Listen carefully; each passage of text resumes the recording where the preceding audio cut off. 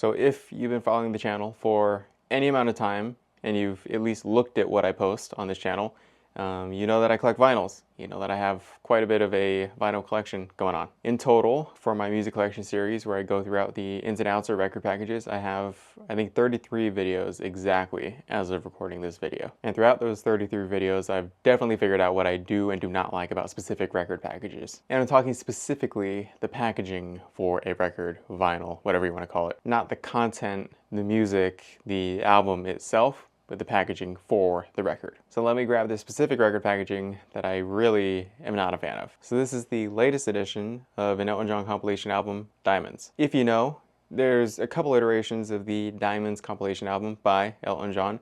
There's, at least the ones I know of, are the Blue Diamonds one and the Jewel Box one. I believe there's a red Jewel one, but those are the ones that I can name. This is one of them. This one specifically is to commemorate the Glastonbury Music Festival.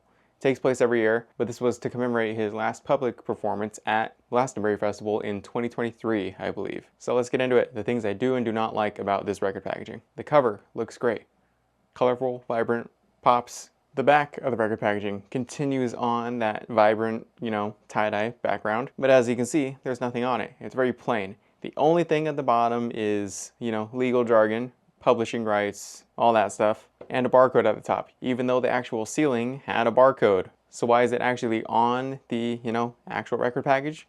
No clue. Going into the record packaging, there's not much to it, which is very sad because you would expect something that looks, this good to have more to it. So one of the things is a print commemorating the Glastonbury Festival in that style. So there's that. I like it. It looks good. And the actual vinyl disc, which states the name of the artist, name of the album, which side of the record you're on, and legal jargon in very small text around the ring. As you can see, it is also a tie-dye press, which looks good. The opposite side being a white label with a tie-dye star in the middle. So when going through a record package, I look out for a lot of things, and I try to point out as many things as I can in full detail to explain to you guys when I make my music collection videos. I look for any credits listed for those who were involved in the art direction for the record packaging, the vinyl press, any credits for the extras, which in this case would be the art print. Credits for the actual music itself, who wrote the music.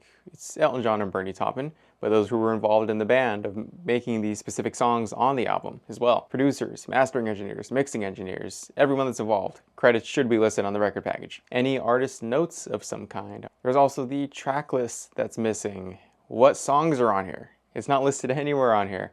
You would think somewhere in the packaging, somewhere there is a track list and which side of the record any songs are on. But in order to do that, you have to look online on the website and figure that out yourself. I know this was a very limited release of these specific Glastonbury edition Diamonds albums made, but that shouldn't stop you from including some very important things on the record packaging. At least minimum, so people know. I think the credits would be nice to those who are involved in the making of the specific content on the album. And also, what songs are on here?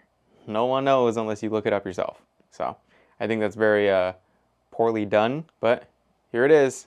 That's what we got. The idea for this video came out to me as I was thinking, wow, I have all my vinyl set up behind the camera right now, and I'm looking at them, I'm like, wow, there's a lot of great album covers on here that really, put some meaning into the album itself. Really represent what the album is going for, vibe-wise.